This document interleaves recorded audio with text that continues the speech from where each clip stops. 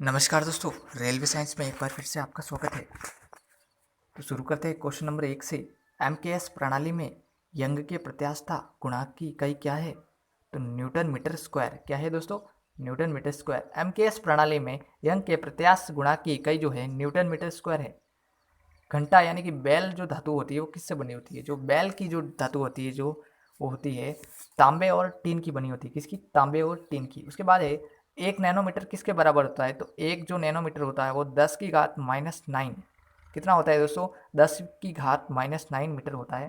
उसके बाद लक्स किसकी इकाई है? तो जो लक्स है वो प्रदीप्ति का स्तर मापा जाता है दोस्तों। लक्स से प्रदीप्ति का स्तर नापा जाता है। उसके बाद है NaCl रासायनिक सूत्र है। जो NaCl है वो नमक का रासायनिक सूत्र है। उसके बाद टीबिया हड्डी पाई जाती है। तो टीबिया की जो हड्डी है वो पैर में पाई जाती है। कहाँ पर पाई जाती है दोस्तों? पैर में पाई जाती है। क्रायोलाइट किस धातु का प्रमुख अयस्क है? जो क्रायोलाइट है, क्रायोलाइट जो है वो एल्यूमिनियम का अयस्क है। किसका है दोस्तों? एल्यूमिनियम। पारिस्थितिकी तंत्र में उच्चतम पोषक तत्व किससे प्राप्त होता है? तो दोस्तों सर्वाहारी से। किससे प्राप्त होता है? सर्वाहारी से। दोस्तों आगे है टिप्सिन का निर्माण होता है। दोस्तों जो टिप्सिन बनता है वो हमारे अग्नाशय में बनता है। कहाँ बनता है? अग्नाशय में। उसके बाद है आँख में प्रवेश करने वाले प्रकाश की मात्रा का नियंत्रण जो करता है वो पारितारिका करती है।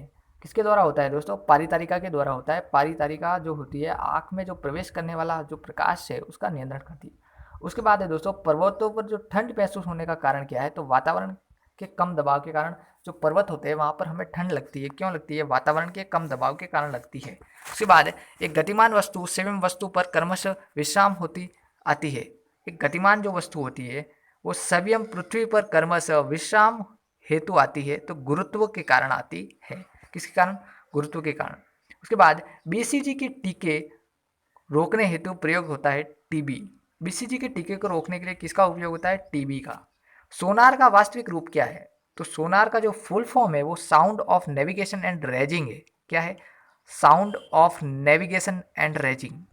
दूध में वशीय तत्व कम हो जाता है बरसात में। बरसात के दिनों में दूध में वशीय तत्व कम हो जाता है। उसके बाद भारी जल में होता है। तो भारी जल जो होता है उसमें हाइड्रोजन की जगह ड्यूटेरियम होता है। क्या होता है? हाइड्रोजन की जगह ड्यूटेरियम होता है।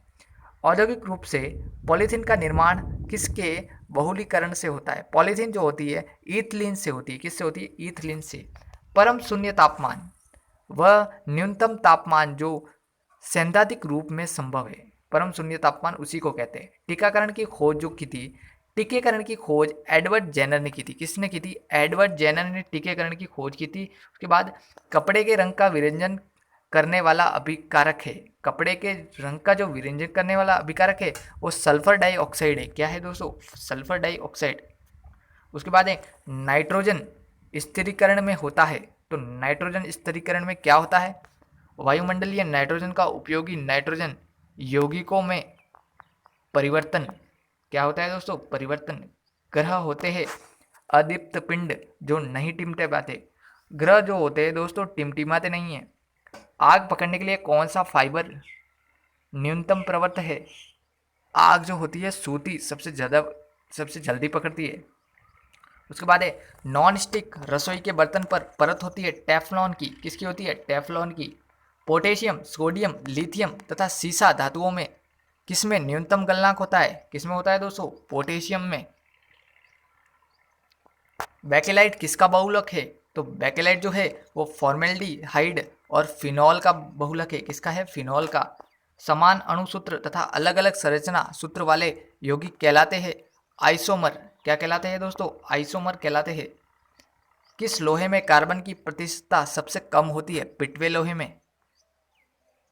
उसके बाद है 18 कैरेट सोने में शुद्ध स्वर्ण की प्रतिशतता कितनी होती है? जो 18 कैरेट सोना होता है उसमें सोना 75% होता है। गंदे सार्वजनिक मूत्रालय में से कौन सी गैस निकलती है? अमोनियम गैस निकलती है। आज के इस वीडियो में केवल इतना ही। वीडियो अच्छा लगे तो लाइक शेयर एंड सब्सक्राइब जरूर करें।